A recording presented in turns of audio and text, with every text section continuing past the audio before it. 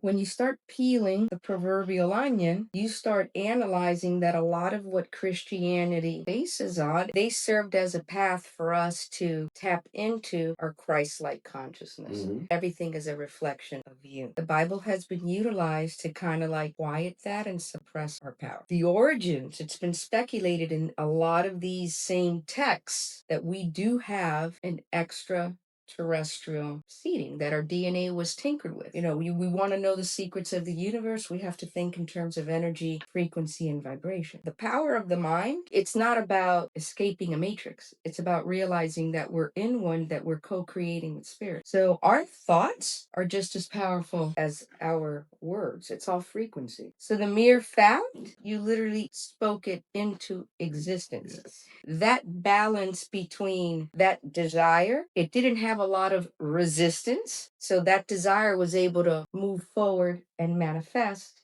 to give you what you wanted.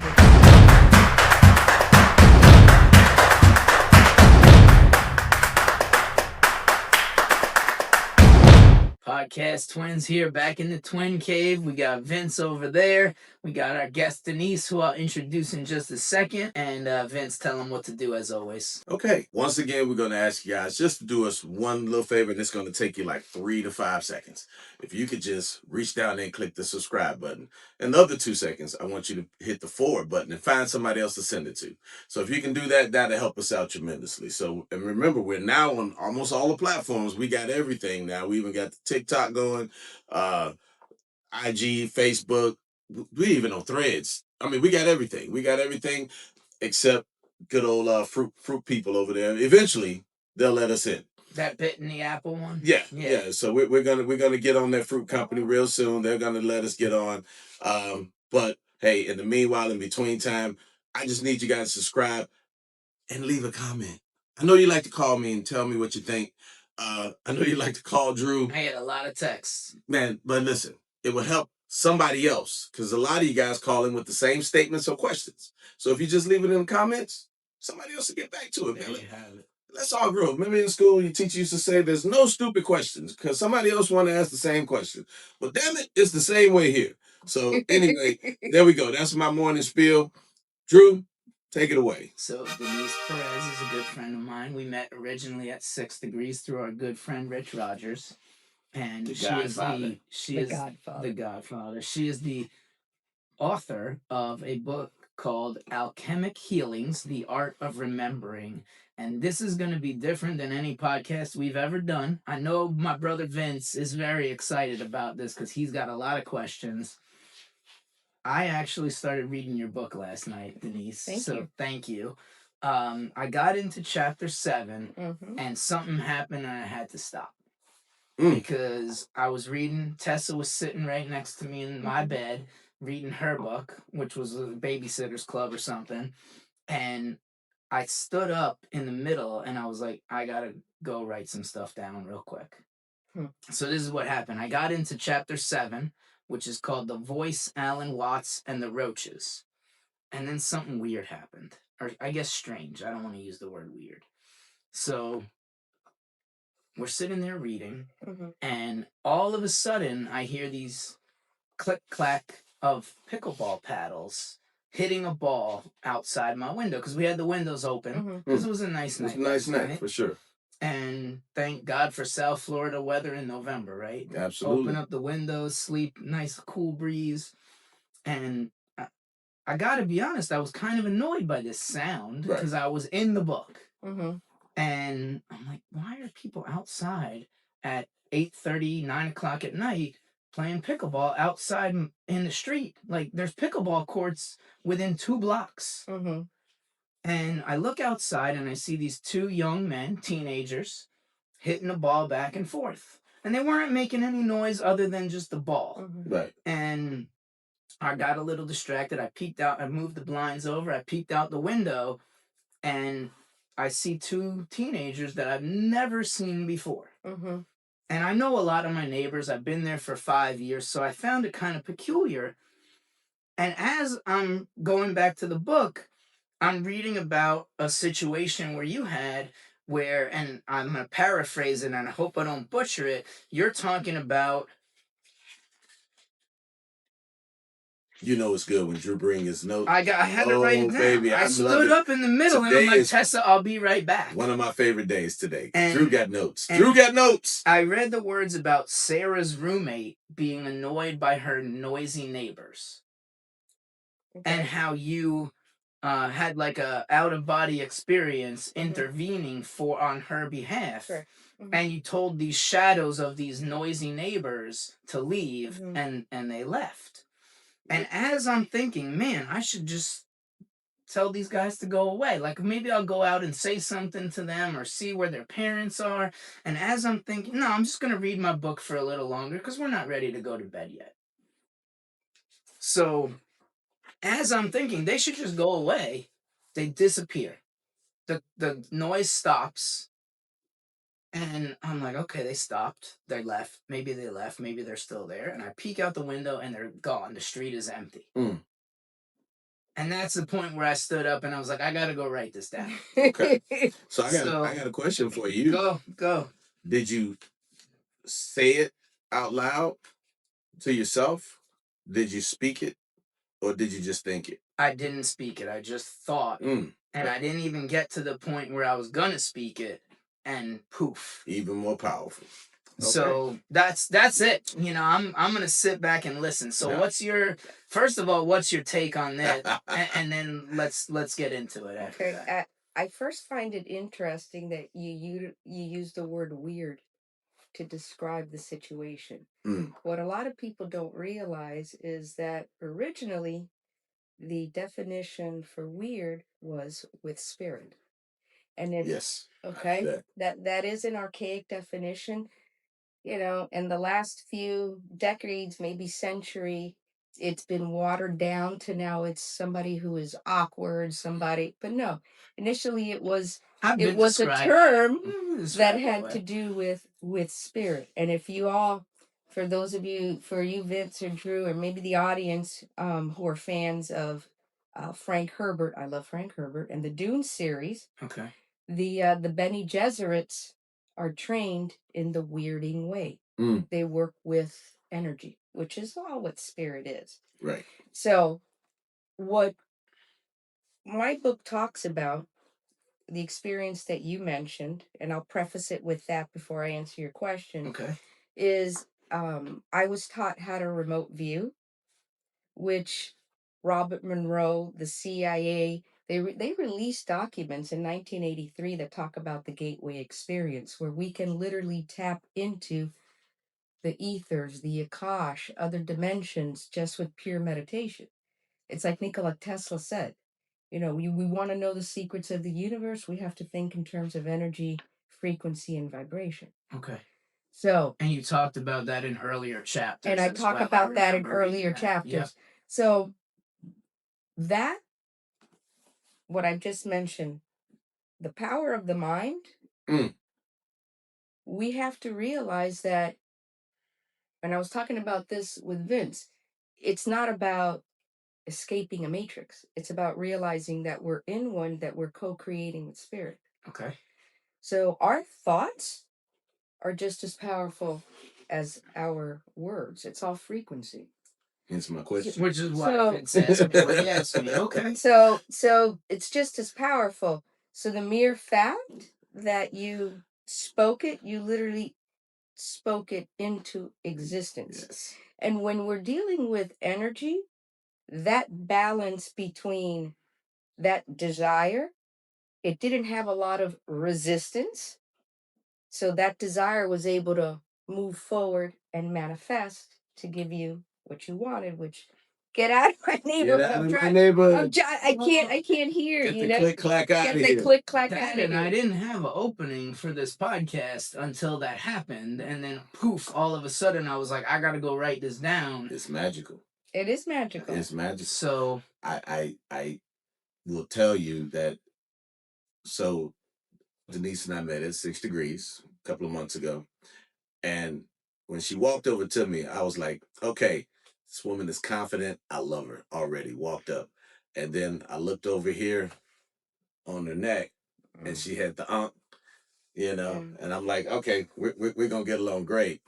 And I saw the aunt, she had a crystal on. So I already knew. I was like, okay, just the way she approached me, her energy coming to me, I'm like, okay, this is gonna be happening. And then I saw the tat, and then I saw the crystal. I was like, yeah, this is gonna be fun. And it did. It was one of the coolest little 7-8 minute conversations that we could have in a room full of people that suddenly disappeared while we were talking. Well, and what made you approach Vince out of the 35? And I know you know a lot of the people in that group because you were a member for a while.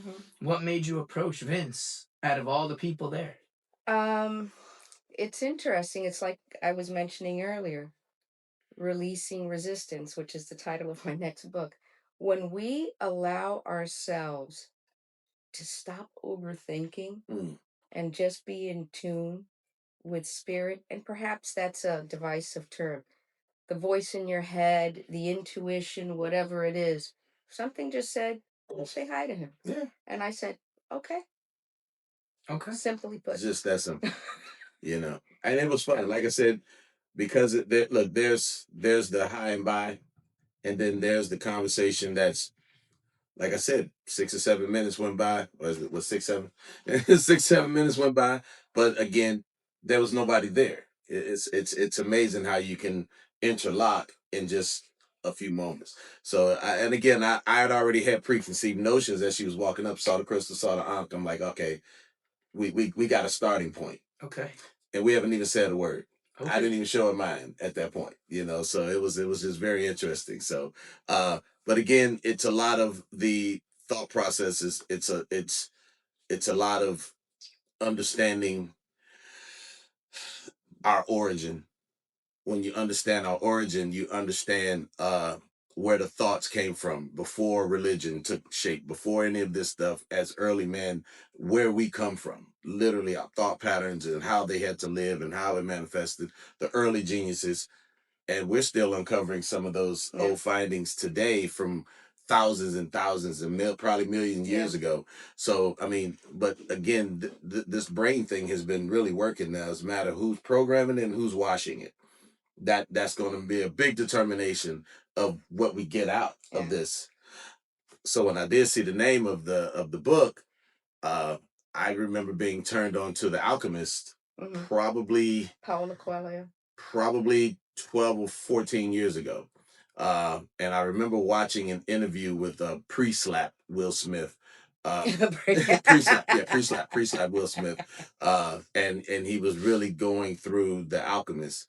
And he sort of broke it down in a way that I had already read the book that made me go back and read it again. Yeah. And it was just a whole different feeling once you saw it through someone else's eyes versus when you look at it yourself. Because listen, I'm a chapter by chapter reader. I'm something get them a squirrel. I'm all over the place. But when something good locks me in, I get lost. Next thing you know, 2-3 hours have gone by. I've made it through. So The Alchemist did that to me. So I already know what Alchemic Healings is going to do when I get mine, because I was a little late ordering mine on Amazon. So, but I did get it.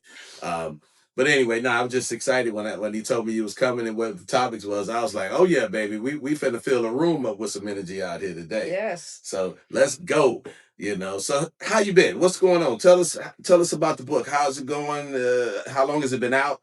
Where can they find it? Let's start with those things. Absolutely. Everything's going very well. Just pushing forward with my once you discover, I think that's important, as the Japanese call it, your ikigai, your purpose. Okay. And that's what the book is serving as a tool to help people learn and remember how to love themselves. Woo.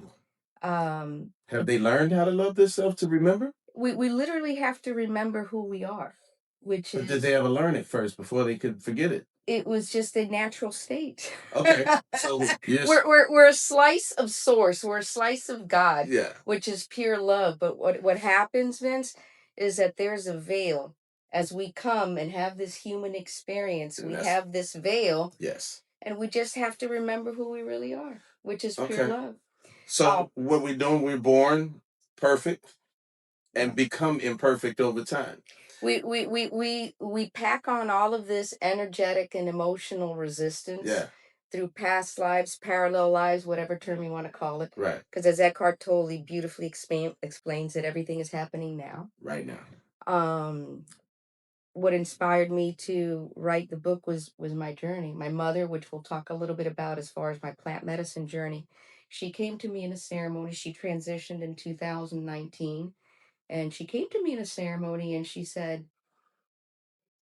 you can have fun in this human existence, do whatever you want, but there's a reason why I named you Denise. She's the name of my favorite French author. She goes, write a book that simplifies spiritual alchemy.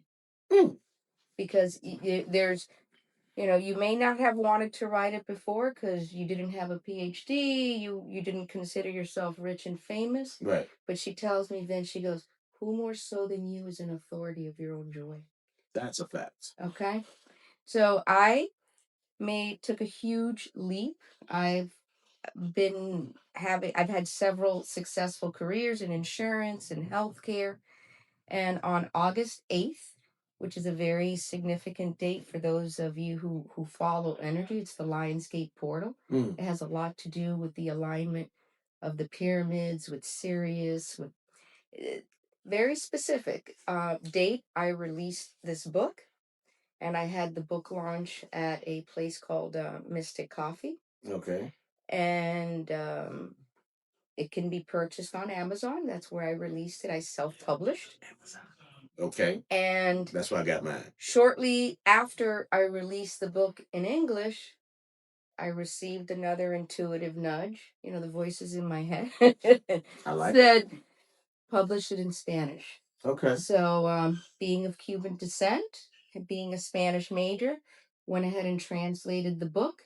And then I released that book on September 27th, 2025, just a few months ago. Okay. And if you notice the series of numbers, that's 999 when you add up, 9, the 2 plus the 7. Right. And then 2025 is 9, which is very symbolic of the completion of this journey. Yes.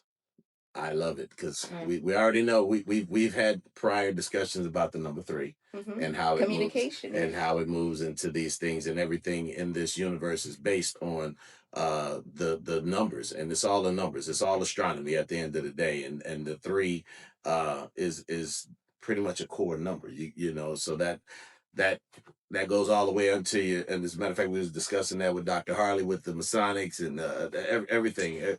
The numbers are powerful when used in the right way. And so it's interesting that you mentioned the Masonics, because the Masonics, when you reach the 33rd degree, you start talking about a lot of Sirius, not Sirius as in serious countenance, but Sirius the star, which is what is prominent in Lionsgate.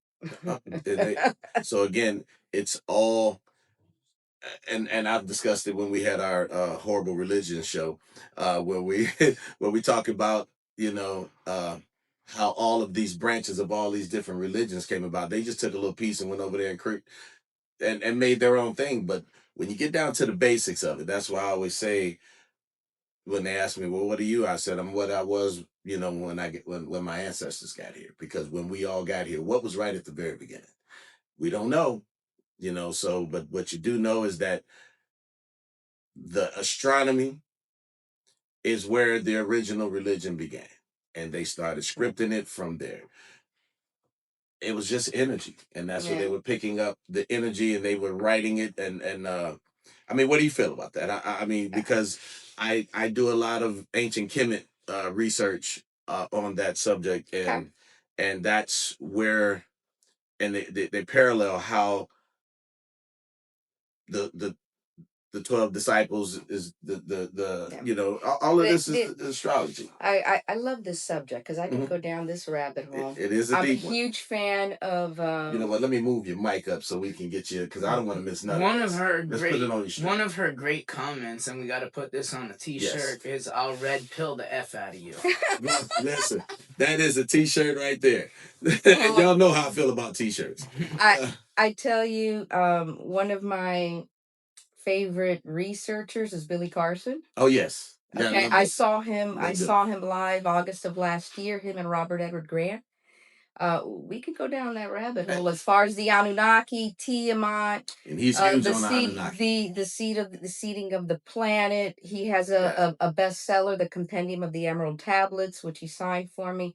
He's a phenomenal researcher as it relates to the Emerald Tablets. Yes. Which in my book I talk about the Emerald Tablet, which is a little bit different. It's all Thoth, it's all Hermes Trismegistus, but a different spin. And then obviously there was a gentleman who was a linguist. His name is Zachariah Zitchin. Okay. And he wrote the Earth Chronicle series. So he was a linguist, and he analyzes Sumerian and Akkadian texts. And he writes part of the Earth Chronicle series, which I believe it's a series of like 12 books, 9 or 12 books. One of my two favorites are Genesis Revisited. Okay. From the standpoint of the Akkadian text and the Sumerian text, and the 12th planet, which has to do with Nibiru, which is where they supposedly say the Anunnaki came from. Can you re-explain this like I'm a 10-year-old? Because you talked over my head so far. And literally, Drew, come back. No, just a mentor of mine once told me when I pitched to him and his investor friends a previous company, he said if you can explain it to a 10-year-old and they could explain it to their friend, and then their friend's parents want to ask you more questions, then you've done really well. So dumb it down for me, all right, if you can. I shall do my best to explain it in a way, and keep in mind that some of this could be controversial, and we're not afraid. Okay. We're the podcast twins. I'm Drew. That's Vince. Gold and silver aren't just history, they're security. That's why we partner with Miles Franklin. And if you just call 952-929-7006 or email them at info@milesfranklin.com, tell them that the podcast twins sent you. You'll get preferred pricing and you'll get very well taken care of by them. Real talk, real value, Miles Franklin. Modern day folk think that the Bible is, oh my God, God came and gave this to us. But the Bible was actually a compilation of books and writings that were selected by Constantine in the Council of Nicaea in 325 AD. So the origins that we've been taught for the last few hundred years, this is the Jesus of the Bible. This is the way things were. This is the origin of man. Okay? Written by man. Written by man. There are even what you were talking about, the 12 disciples. There are more Bibles and more books that are considered apocryphal than books in the Bible. For example, the Gospel of Thomas, which talks a lot about what I'm talking about, which is the power within. Okay. Okay? Because he literally took a lot of what Jesus said in terms of the kingdom of heaven being within and ran with it. The Gospel of the 12, the Book of Mary Magdalene, I can go on and on and on, that talk about not necessarily our extraterrestrial origins, but now that we're here as humans, how do we wake up? Okay? To our own power. What's happened is when you start peeling the proverbial onion, you start analyzing that a lot of what Christianity bases on, you look at the Bhagavad Gita, the Iluma Elish, you look at all of these ancient texts, it's like the same stories, and these books are thousands of years older than the Bible. So whether it was Jesus, whether it was Buddha, they served as a path for us to tap into our Christ-like consciousness, which is realizing that everything is a reflection of you. Okay. Because, like I said, the Bible has been utilized to kind of like quiet that and suppress our power. Now, the origins, it's been speculated in a lot of these same texts that I'm talking about, chariots of the gods, that we do have an extraterrestrial seeding, that our DNA was tinkered with. And Zachariah Sitchin, who is the linguist, had been noticing these quote unquote anomalies. And his wife finally said, and I use Zachariah Sitchin because he's well respected in the field, where he was able to simplify a lot of what I said. Okay. So now let me break it down even a little bit more in one sentence or less, okay, for our audience. Who we think we are, we're really not. We have a lot more power than we've been taught to believe. And that includes, at least based on the evidence that's been found in the research in the ancient texts, it's all pointing to the stars. That's our origin. That's the origin of it all. Your hairline grows in the same pattern in which our solar system grows. Here we go, the Fibonacci. There you go. So it's that's our origin. Again, we've branched off, figured out how to, because we were born capitalists, right? So we're going to figure out how to go out there and make money off of it and do the things that we've done, whether it's religion or different sects. But the truth is when you get back down to it, it's everything is we're getting that originates from the stars. I love the fact that she was talking about the God within. That's one of my favorite favorite topics to get into, because and people wonder why, and I'm like, well, because that way you were made in the image of, according to the book. Okay. So if you're made in the image of, you have godlike features. You look, you move, you act, but you also have the ability to create. We create life, we do all of these other things, but also too, when you have the ghost in the sky, so to speak, the sky daddy. The sky daddy. You got your sky daddy going up there. What that does is that gives you an excuse. Instead of you failing because of your lack of effort, it's like, well, in God's time. It's in your time, because you are of God. You're the same thing. You're the image. You're in this image. You control that, so it's, don't put it off on other folks, accept the responsibility or failures of success into what you do, your efforts, your preparations. It just became easier when we just like, well, it's just not my time. It's not God's time. And when I was a little kid, I told you that used to drive me nuts, because I'm like, it never made sense to me. But yeah, that's a real issue. And I remember Reverend Ike from the 1970s and 80s. I know Reverend Ike, yeah. Reverend Ike was a bad dude back in those times. Talk a lot about what I'm saying. And my father, who was a traditional Southern Baptist minister, used to say, that man is talking crazy. He doesn't know this, that. And so as a kid, my father told me this guy was talking crazy.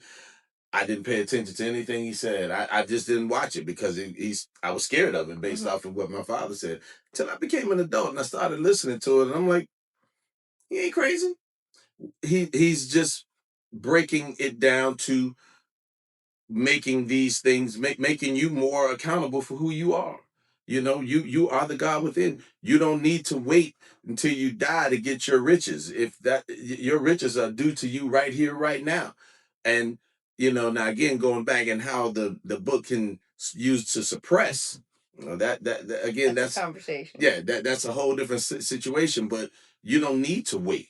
Yours is right here. Why is he allegedly living in his heaven right now, and I gotta wait till I die? Yeah. Come on. Then you got other religions talking about you gotta wait till you die to go get your 188 virgins, whatever. Bit funny, but I'm just saying, is these things that are just ridiculous, that people have used to control your limits of rising. Because if they can keep your spirit down, keep your conscience low, keep that chakra way down here. You'll never rise above here. Rise, yeah. You gotta let it come up. So, but again, if we can keep your chakras from rising, you will never find your true self, and that's a scary thing for most people. Which brings me to one of the biggest things that I want to talk about today is finding your true self. And you did something that has been the interest of me for a very long time, which is the ayahuasca journey. Yes. Before we do the ayahuasca journey, I have another question because we are carnivores. Oh, okay. And she is more plant food. Okay. Right? You're 90 or so percent plant-based diet, let's say. Okay. And I've said on this show before, the carnivore diet works for me and Vince. Mm-hmm. And part of that could be my blood type, which I've read the book that you recommended to Dr. Rich. Diadama. That he recommended to me. Eat right for your blood type. Eat right for your type. Okay, eat right for your type. And we just had Harley, who is the guy who Dr. Harley Bofshever put me on a carnivore diet journey, let's say. And 40 pounds less later and feeling like I'm aging backwards. I'm not saying it's going to work for everybody, but it definitely worked for me. So talk a little bit before we get into plant medicine. How has the plant-based diet done for you? Okay. It's phenomenal for me. And it's interesting that this book, which I also mentioned, A Course in Miracles. Yep. Okay. Which literally supports a lot of what you said in terms of we create our own heavens and hells up here. Absolutely. It also touches on that question. When one of the premises of the book is a universal theology is not possible. A universal experience is not only possible, it's necessary. As reality builders that we are, we're never going to create a reality where everybody believes the exact same thing. That crap would be boring. Having a whole bunch of mini-me's running around. I think I mentioned that. Okay? It's about seeing yourself in others. Yeah, you use those exact words. But would similar belief still, would it be that boring? Because you would still have individuals doing different things. Because just because you believe in something don't mean we're going to all act and move and function the same. Yeah, I hear you, but I feel as if variety is the spice of life. Okay. I know. Because one day we're going to all find out who in the hell's right and who in the hell's wrong. One day we get out of here, you're going to be like, hey, don't do that no more. That's wrong. What I have found is that in this realm as humans, everyone has free will. When you start focusing on love, I feel as if the closer and closer your frequency, your frequency starts to rise, and your free will to a certain extent kind of like dissipates because that love that is our natural state compels us to only operate in love. Okay. Yes, I hear that, and that's what I believe is absolute truth. As far as the food is concerned, Yes. the food, I know that and the reason why I brought up the Course in Miracles is I know when I first became a vegetarian, it was like gospel. You need to quit meat. You need to do this. You need to do that. You need to. But now I've found that it works for me. I feel as if it is medicinal for my body. Okay. And a lot of inflammation has gone down. My cholesterol has dipped.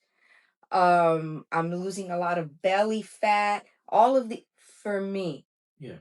You've had the experience where carnivore has done the same for you. 100%. So you know what I say to that? If you like it, I love it. Love it. And if you love it, I can't live without it for you. I appreciate that. Julia, my neighbor, who's originally a nutritionist from Germany, she's been in the States about 2.5 years. Our daughters play together. I'm friends with her husband. She's friends with my wife. We're all friends. And she said, look, there's no one size fits all in nutrition. Whoever heals is the winner. Yeah. Or whoever heals wins. wins. I agree. So it sounds like you and Julia's philosophies on food are very aligned. And she is a classically trained, I don't want to say classically trained because she doesn't have the upside down food pyramid that we learned about in school, where you're supposed to eat 12 pieces of bread a day. That's crazy. Which didn't make sense to me when I was a kid. But see, that was my point now. And because I've known people who, because in the late 90s, the whole vegan vegetarian thing took off like a rocket ship that never quite made it to space. But it took off like a rocket ship. So my question, because a lot of my people that I know, friends, family even, that went that route, the one thing that bothered me the most is they physically became softer because they were gaining weight. Because when you're just a vegan pasta vegetarian, right, you wind up overindulging in those 9 grains at the top of the stupid ass pyramid, and because you got to have something to be filled with. Yeah, they'd have the beans, they do all this other stuff, but then you look up and it's like, oh, but I'm having those pancakes because they're buckwheat. No, you're having sugar with sugar.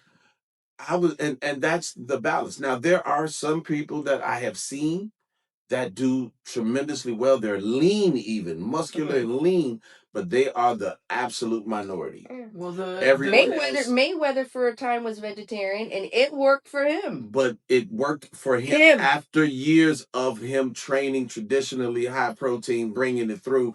You can have, and I do believe in periods of switching off and doing whether it be a strict vegetarian situation. I don't care if it's a week to 2 weeks. I believe that you can cycle on and off of that kind of situation. But for me, the basis of it is, and I think it's even, and we've talked about this with women, for me, it's more important for women to maintain their protein, because that's where women usually fall short, because their bones begin to suffer because the calcium production they think comes from milk. Now, man, you got to eat the meat, or that's a main source. There are some other vegetarian sources that can do it. You just have to eat. You got to be like a cow and eat all day. And nobody's going to sit there and eat that much green stuff to consume and make those. And so that's my only issue with it. I have no issue with cycling, but nutritional wise, body strengthening wise, as we age, especially those of us that are approaching these wonderful numbers, you know, we want to age gracefully. We want to be strong. We want to be able to be on the floor, play with our grandkids, great grandkids. I plan on doing 100 push-ups on my 100th birthday. So, but in order to maintain that strength, I struggle with that. But got it. That's why I say you have to listen to your body. Yeah. So do you feel, do you do any strength training, weight training, anything like that? Right now what I'm getting into, what my body's asking for, is more so mobility and flexibility. Okay. So like yoga. Yeah. Which is the main thing that I've been doing. And I did strength training up until about, I'd say, August or September. And I felt strong, but I felt as if my flexibility and my mobility was lacking. Okay. And for me, like I said, that's where, because believe it or not, a lot of folks think that yoga is just for flexibility. Listen, no. But when it's an ass kicker.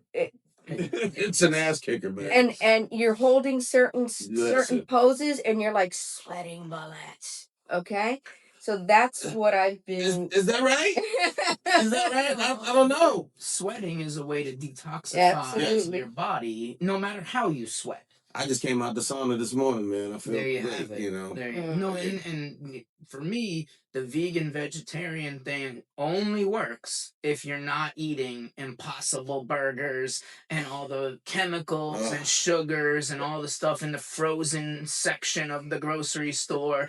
You know, it works for you because you're eating, we call it single ingredient food. Whole food. Right? So if you buy a big loin of steak or a head of broccoli or cauliflower, they all have one thing in common, which is they're one ingredient. Yeah. And I'm gonna take it and bring it a little alchemy to it.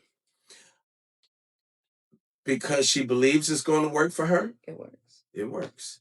And damn it, ugh, if you can believe it. So what did we say a few episodes ago with the Man Up group? I said, whatever makes my son a better human being in his belief system, you're for it. That's what I want him to be. Yeah. I don't care what it is. In theory, now he may go and uncover his own truth later on, but whatever's making that individual, that man or woman, become a better human being, I'm with it. Which is the whole point of the Man Up conference, right. Which is they want men to be better men. And so that falls in line. It's a trained belief, and again, well, we're not going to bring that podcast into this podcast, but no. I that's why I asked the question of, is it so based on the religion, or is it just, are we men trying to encourage and build men? Because one of my favorite talks in life, and we've had a show about this, is males versus men. Mm-hmm. Males know that they're born male, but men have to believe and understand how to be a man and walk that man journey. Mm-hmm. And a lot of this is actually understanding who you are as a gender role in this world. You are a provider, protector, and helpmate, along with hopefully the way it's designed, to have a helpmate, because two is better than one in a lot of cases. But if that man is not a man, he's only a male, he's now competing for the woman's spot, because she's now trying to compete for his spot because it's void. Yeah. But it's interesting that you're bringing that up, and I'm going to spin it a little bit to what we're talking about. Yeah, bring it on home. Those types of relationships where two people are coming into it with wounds, emotional wounds, and they don't understand the role of the divine masculine. They don't understand the role of the divine feminine. And we all have feminine and masculine energy within us. The Course in Miracles describes as special relationships, because then that person who doesn't understand their divinity, whether they're a male or a female, and they don't understand their masculine and feminine aspect, you're going to end up with this. Mm-hmm. You follow what I'm saying? 100%. And it's more along the lines of what we're going to talk about is realizing our own wholeness, so that those special relationships can create and are transmuted into a holy relationship where we are a mirror of one another. She said what I said, but she said it so much sweeter. It's so much better than how I said it. So damn it, I'm just gonna sit back here. Can we go back in there? Yeah, go ahead. Ayahuasca. I had to get. I had to weave carnivore back in there, because I don't believe it's a one size fits all. And it's not. Now do your thing, Vince. Well, I'm gonna chill. Obviously, I agree, because after I left there, I had a nice, beautiful ribeye steak and 3 eggs. So I am still a carnivore believer for me. But I wanted to talk about that other plant-based journey that you took, going into, well, I'm going to let you explain it. Mm-hmm. I want you to give us a brief overview of what it is, and then your experience. Okay. Ayahuasca. Here we go. Buckle up, ladies. Press pause, go get you a drink, because you're going to need one for this one here. I got water. I'm good. There it is. Nice, clear, clean water. Okay. Ayahuasca is considered sacred plant medicine. It's native to the Amazon, so you have many cultures, like the Brazilians, the Peruvians, the Colombians.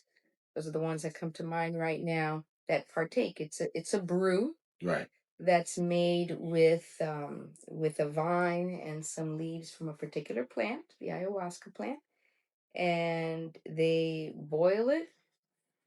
They reduce it to like this dark brown liquid that looks like gritty prune juice. You know what I mean? Right. So I don't think that sounded amazing, but we'll go ahead. We'll go ahead and move on with it. I heard gritty. You know what prune juice does? Yeah. Hey, listen, you will be clean.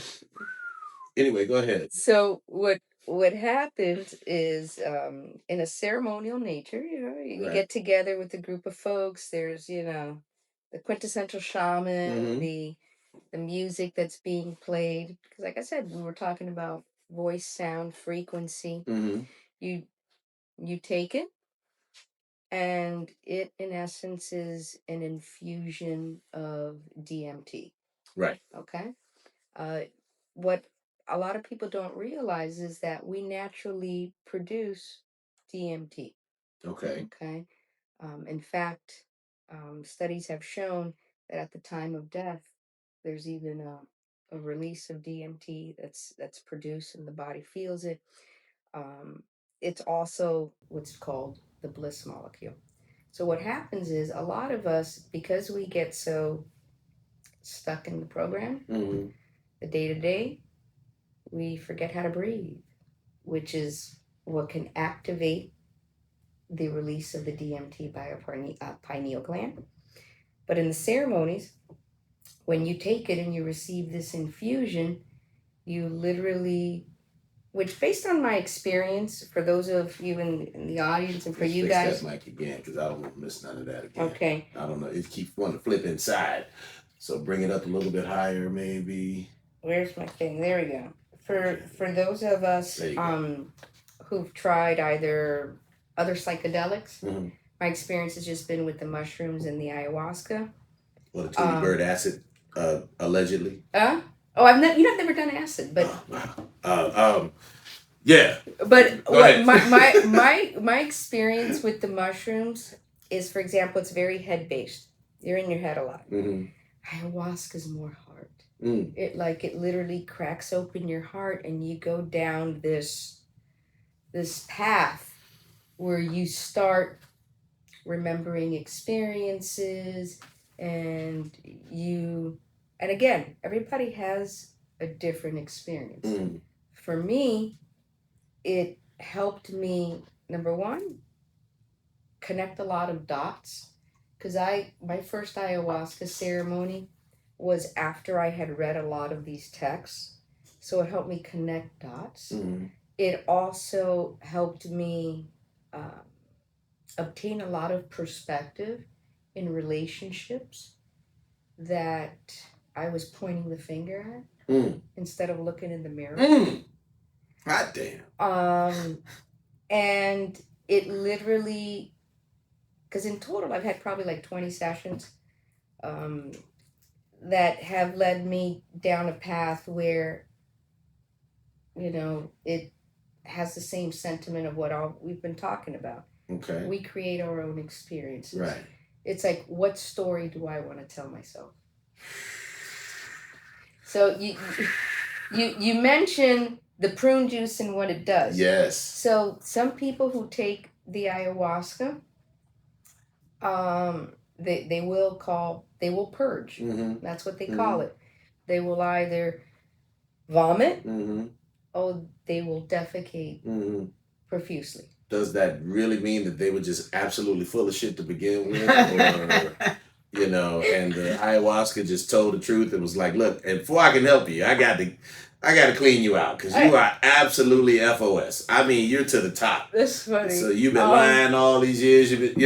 So that's the way I would look at it. But go ahead. I feel, and again, everybody has a different journey. I feel as if the times that the majority of times I haven't purged, but the times that I have thrown up, it's because ayahuasca was helping to present an idea or a different perspective, and I was rejecting it. Okay. And the times that I have defecated, literally it's because I processed that new idea, and it was just coming out the other way. Okay. So it has it out of the 20, probably like 2 or 3 times I've had experiences like that. The majority of the times that I've taken ayahuasca, it's literally been extremely blissful. I giggle in the ceremonies because I've come to the conclusion that this is a divine comedy, that we're the creators of our hells. Okay. So if we can create, why not create heavens? Absolutely. And if everyone's a reflection of me, because we're talking about in terms of energy, frequency, and vibration, we create the experience. If we're vibrating at a particular level, we're going to attract the experience to validate whatever we're thinking or feeling. And then we're going to turn around and point the finger. Mm-hmm. When you realize all of this, it's like, holy shit, this is all this big tea party in my head. And that's why in the book I talk about the Mad Hatter's the magician. When you realize that everyone is a reflection of you, that we live in an infinite number of realities that we're shifting in and out of based off of how we feel. Right. And our cells are vibrating at a rate of 7.9 billion times per second in and out of the quantum field. You know, Marvel has it right. The multiverse is real, folks. Yeah. It's like, where do you think they get the ideas from? It literally empowered me. My ayahuasca journey empowered me. Okay. And what I've also come to the realization as a result of the ayahuasca and the shrooms is that you don't need ayahuasca or shrooms to feel peace. What happens though, and someone that I listen to is a gentleman by the name of... Go ahead, Vince. Pull that back. Go ahead, Vince. I wanted to say that again. Go ahead, yeah, Vince. You don't need the psychedelics to feel peace. What those tools have been what Bashar describes. And for those of you who don't know what Bashar is a gentleman that is channeled, is an entity that's channeled by a gentleman named Daryl Anka. Bashar describes them as permission slips. Okay. When we are wound up so tight, think of our higher soul signing a permission slip that says, okay, you can allow yourself to experience this. Okay. And for some of us, that tool, that permission slip, is psychedelics.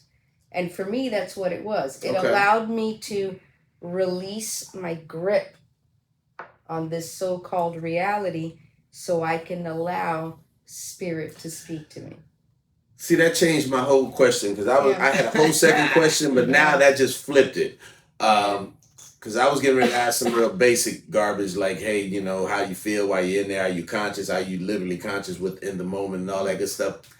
Yeah, now let's get that. Let's go right back. Let's go right back to here because I do, and I like this because I just had a conversation with a young man yesterday at the firehouse when we talked about, and he was like, nah, this, that, another, I still make, you know, this kind of mistake. And I said, no, what you make is a good or bad choice.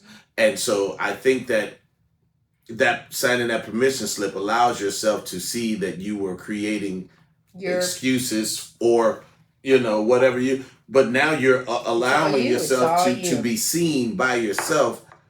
But if you are conscious enough to take ownership early, you may not need the psychedelic. That's why I kind of had to back that up and pull it because I'm a believer in such that, you know, listen, we're going to make good and bad decisions that you may either love or regret. But that's your choice. But that's your choice. That's that freedom of choice. Free will. Free will. Every day we can wake up, and that was the alchemist for me, is understanding how to use your free will and take accountability for it. Okay. And so would you be okay summing up and saying that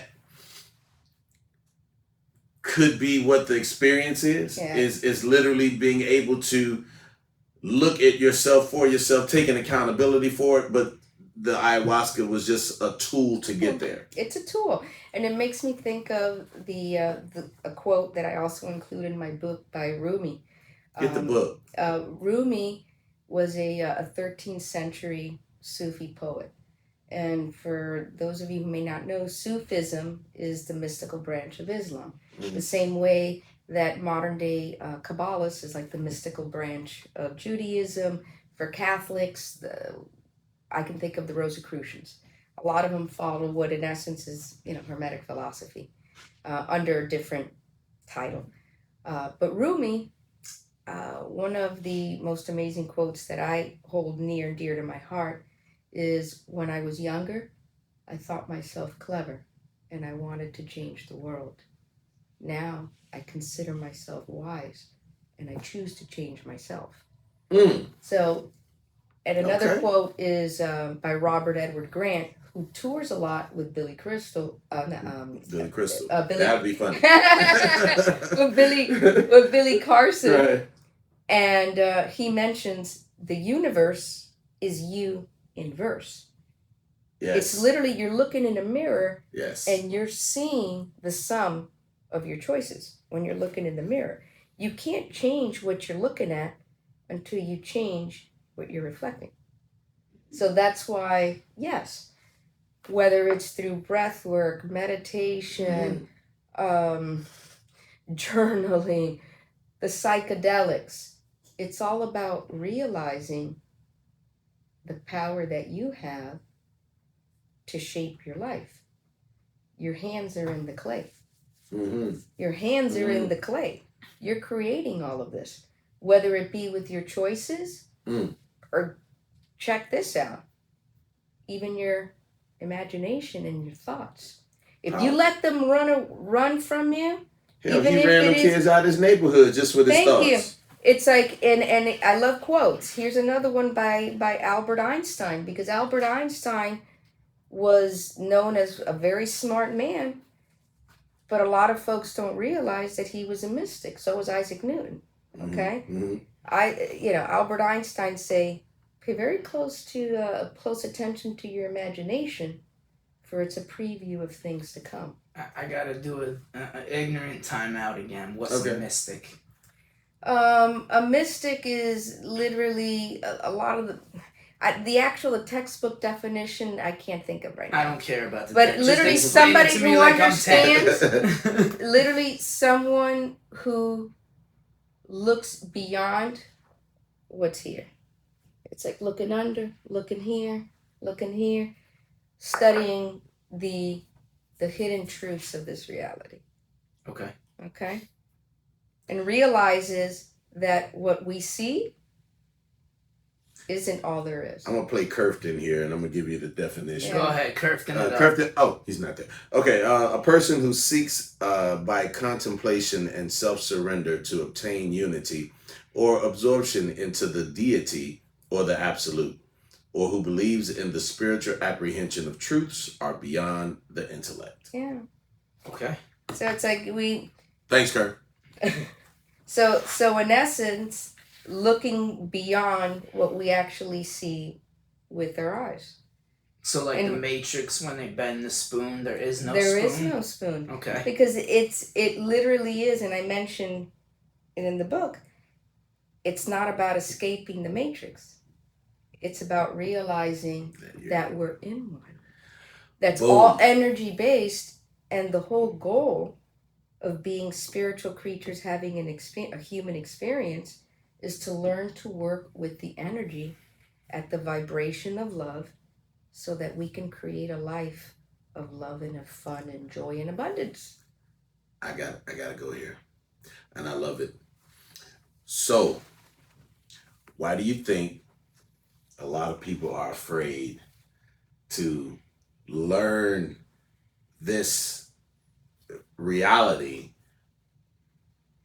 versus choosing to live in what was given to them? I feel as if the only answer to that, and I guess it's just my opinion, that's all I'm asking, is fear. Absolutely. It's fear. But fear of what?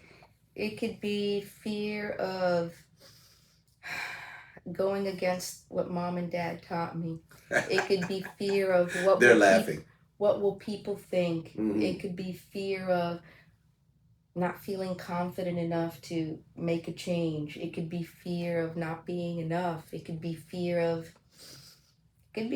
but I feel as if, as A Course in Miracles talks about, you have love, and then you have fear. And then everything in between is like a spectrum. Okay. But, and until people begin to resonate more towards the side of love, where they want to stop making those choices, like that friend from the firehouse, and they don't realize that they have another choice, because sometimes people don't realize they have another choice. Right. I've come to realize that a lot of folks, it's just lack of awareness. Okay. And lack of exposure. Right. And yeah, but it's all, in my opinion, it's all fear. Whether it comes from fear of different things, fear is always at the top of that. That's very much so. That's why I said they're laughing, because I've said it probably 10 times that usually comes. They no matter how much they see the truth right here, it's I can't let it go, because they don't want to acknowledge that for some reason Big Mama was wrong. But Big Mama was only able to give you what she knew. But as you learn, you should grow and get better. It doesn't mean that Big Mama's a bad person. Look, because the damn TV told you that it was heart healthy. And she did. And she did the best she could with that information. But now you know better. Let's do better. And I'm not telling you to whatever, because again, whatever you believe in that makes you a better person is what I want you to be. But when you see reality or something else that just makes sense in your beautiful brain, that we only use what 30% of it is, maybe? At best, probably. At best 22%, I believe in the number is. Once you get to that point, hey, just don't throw it away as, oh, they're crazy, or they're praising. Listen, just take the time to learn everything. And anybody in this world, especially in the religion thing, I respect those that study each and every religion before they draw conclusions, or at least study enough to have the conversation. So it's the same thing in this world here, but understanding that your fear holds you back from trusting who you are to make the right decisions, or maybe just to make a decision. And you'll find out whether it was right or wrong. Like my dad used to say, hey, you make a decision, you stand on it till you realize that decision was wrong, then you stand somewhere else. But when you get on there and you stand on that thing hard, Miles Davis used to say, be wrong, but be wrong strong. That's a Miles Davis quote right there. She had like 12 quotes. I had to get one. All right, good enough. But he's 12-1. Yeah, for those scoring at home. Those scoring at home. But anyway, I love it, because again, I think once I began to elevate my consciousness at this, probably the last 20 years in this endeavor, it was always in me, even as a kid. You watch previous episodes, you'll hear some stories about that.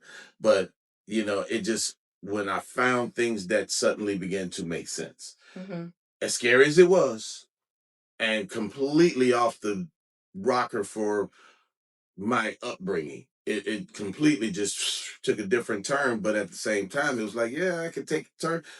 Just come learn it with me. You don't have to forget where you're at, because it's free will. You can make your own choice where you live. And again, this can not only just be religion. This is just how you live, how you function, but just about taking accountability of who you are. But I think that fear holds us back so much, so much.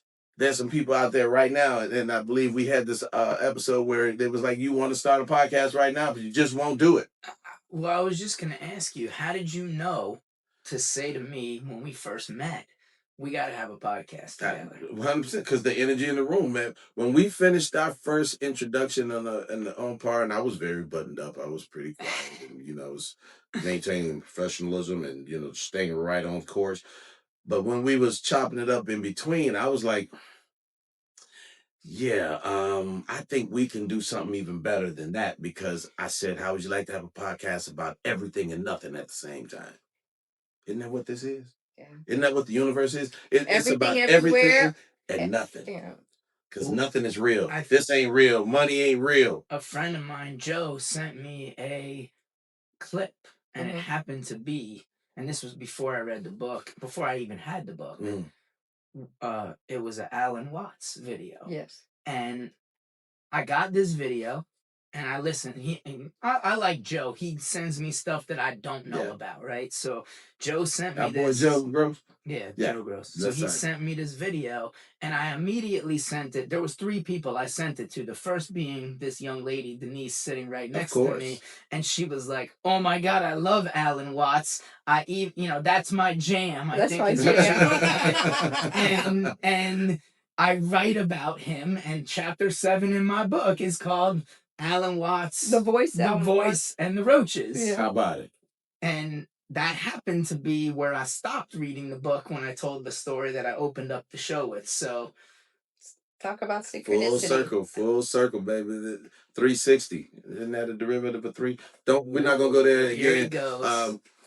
But listen, I 100% agree with all of that, man, because it's that's what made me excited, knowing she was coming here today. Because the next time she come, we're going to spend the whole time on breath work.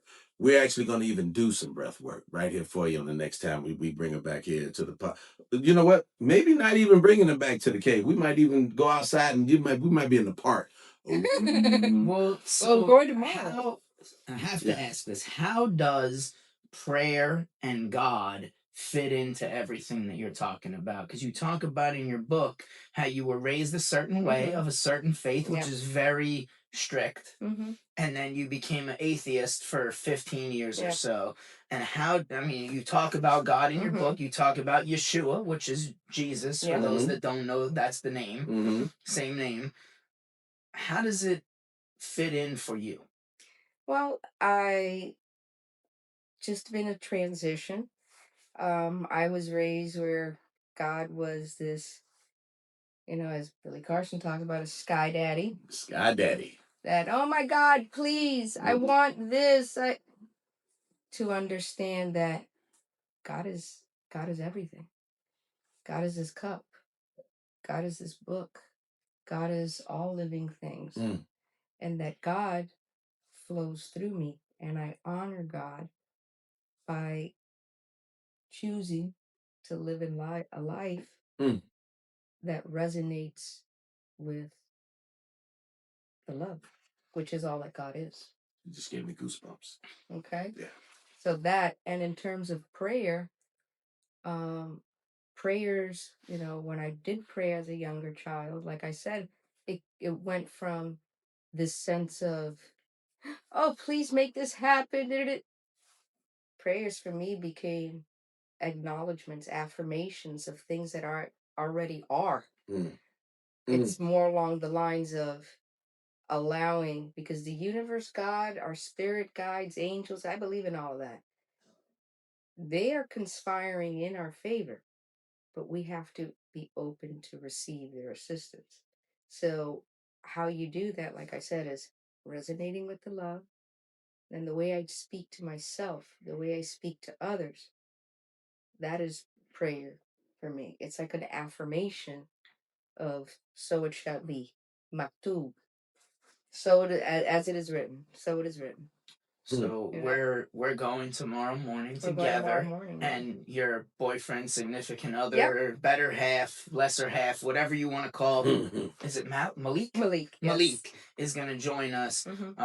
My friend and business referral partner, networking partner, Ani Monsalve, is going to lead this meditation and teach this guy who doesn't know how to meditate at all. I'm gonna try to come. I'm gonna try to get there. And how does the meditation fit into all of this? Okay.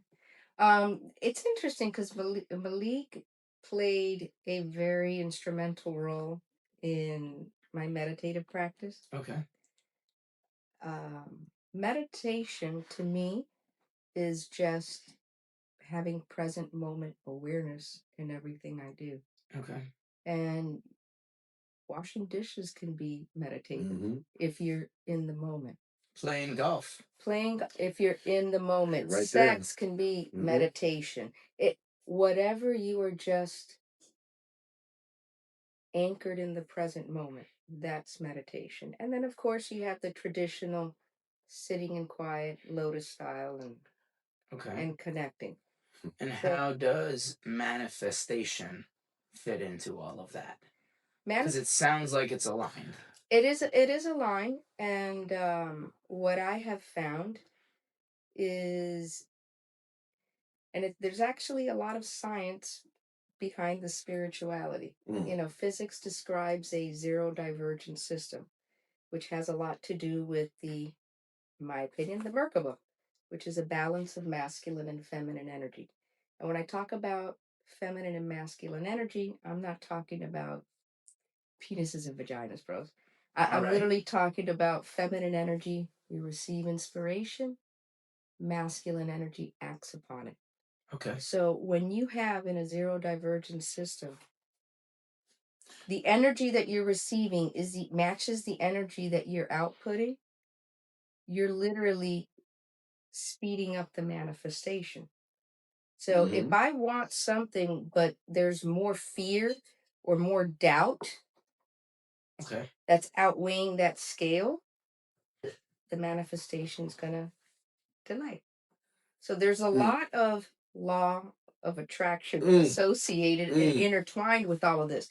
But what's happened is with certain trends in terms of law of attraction, people are so focused on, I want this car, I want this house. And we're so powerful that we can attract it even without doing the spiritual work. Absolutely. But what my book talks about is the transmutation of energy so that we can become the frequency where we have access to all and we keep it. Yeah. Where we find ourselves worthy of the abundance, whether it be the car, the house, or the abundance of love, the abundance of fun, the abundance of joy, the abundance of health. It's all energy. You know what started that for me? As you were talking, it hit me like a ton of bricks. I'm like, I remember when the Secret came out. Yeah. Almost 30 years ago, if not more. I remember that incredibly vivid, and when Oprah had them on the Oprah show, and I had the book and the videos, and it really kicked that, especially the law of attraction and the law of rejection, about hey, how you block it off, because you just can't you can't have the two energies and expecting one to win, because the negative is always going to overtake the positive if you're making them fight, which is one of my favorite gospel songs ever come out. The title was "You Can't Pray and Worry." Make a choice. You're either going to pray about it and manifest it, or you're going to worry about it and negate it and manifest the negativity. Yeah, because that's what you're going to get, is the negativity. So those things are good, but it just popped in my head. I'm like, man, this thing goes back in me, all the way back to the Secret. From that had to be almost 30 years ago, if not quite 30. But those are really, really, really amazing things, and I'm so glad that you able to get here for this one today. Like, I'm telling you, the next time we're gonna be out there breathing somewhere, because I like to do the breath work. And again, I'm a Wim Hof guy, so if y'all don't know who Wim Hof is, go look up Wim Hof. I do the Wim Hof techniques, especially when I'm overly stressed. Now, I have to be by myself in the room, because I will knock myself out probably to a point. That might be my ayahuasca, because at that point I had to just release all of this other stuff, and so I can get back on track. That leads me to another question, which is, let's say someone wants to get started on being more in touch with themselves, short of ayahuasca or psilocybin. I can't. Psilocybin, mushrooms, shrooms, whatever you want to call them. What is a good way for a person to get started? They can start with Alchemic Healings, baby. They can start by reading this wonderful book right here. Thank you. Read the book. That's the first step you can take to opening this journey, and then from there, she can open up some more journeys to you. So once again, tell them where they can get the book. Yeah, absolutely. It's available on Amazon in English as well as Spanish. Boom. Are we gonna do a voiceover on this? Voiceover as far as on the book? You need to have audiobooks. Oh, well, I told absolutely. I'm working. being a voiceover specialist in my spare time. So see, that's what we told told Denise this could be my first. We talked about it when you came on Yes. the pod, Yeah. and I said, look, maybe it's a Alchemic Healings, The Art of Remembering, read by Drew D. Alberto. You know, that could be a possibility. We could talk afterwards. All right. But definitely, you're not the first person to ask. Yeah. So, Well, yeah, that's in the I future. asked before he did. I know, that's why I asked the question. I saw it. But no, I used to do that. But anyway, that's good, man. But I'm really good. We got to wrap up. We gone a little bit long, but it was so worth it to me. I'm telling you, that was I could do another hour easy. I could do another hour, but we're gonna bring Denise back. That's what I said. She's got to come back because we're gonna dig into this whole breathing thing. Absolutely. And it's gonna be amazing. We might just go in the sauna and breathe, man. Anyway, there's so many other ways we can get this thing going, but this, like Drew says, I'm jacked. I don't need no more espresso. I don't need no more espresso. I'm good. But I'm glad I at least worked out before I came in, because I would have been even more cranked up. So anyway, pleasure to have you here. Thank you so very much. Thank you, Vince, for asking a lot of questions, because I don't know if I could have carried this without you. Oh, man, this has been near and dear to my heart. The moment the crystal, and then you said she was coming, I was like, oh, we're going. So anyway, and I didn't have to twist his arm. He was like, I want Denise here. I want her here. We're gonna crank it up and we're gonna have a good time, which we did. And if you agree with having a good time, then I just need you to click that subscribe button, okay? And then don't forget, well, in the process, go ahead and go on over to your to your Amazon account, which we'll hopefully put a link we'll pin a link to the top description, so it'll take you straight to her. And how can they reach you? You got a little something you want them to reach you on? I can also provide my email, my website, provide my email, alchemichealings@gmail.com, alchemichealings.com, the website, and Instagram. Feel free to DM me and I'll share with you my number. And what's your Instagram handle? Oh, at Alchemic Healings. I just wanted you got to stay on brand. I just wanted them if to we hear. Learn anything from Winners Award Group, the Twin Cave here, you got to learn that it's got to all be branded. That's all Alchemic Healings. It's got to be all branded together. And with all that being said, once again, thank you guys for staying. I know we ran long, but it felt quick. I loved it. We had a great time. Make sure you subscribe to us, okay? And do me a favor, send it to one person. If you send it to one person, they'll send it to one and allow us to continue to grow. Our viewers is going way up. We've had a few viral clips already out there, a couple of viral episodes. Hey, we need your help. Well, my wife has 22,000 plus followers on TikTok, so we got a lot of catching up to do. She's happiest pins on earth. Yeah. And we got like 22,400 followers to go before we catch up to Crystal. There we go. So we're new on TikTok. We're working on it. Make sure you guys find us there. It's going to be plenty of clips. We're going to have clips going 3 times a day until we catch up. So just go ahead and click, subscribe, share, like, comment before you text us. Anyway, from my brother Vince and our guest Denise Perez, Alchemic Healings, Podcast Twins out.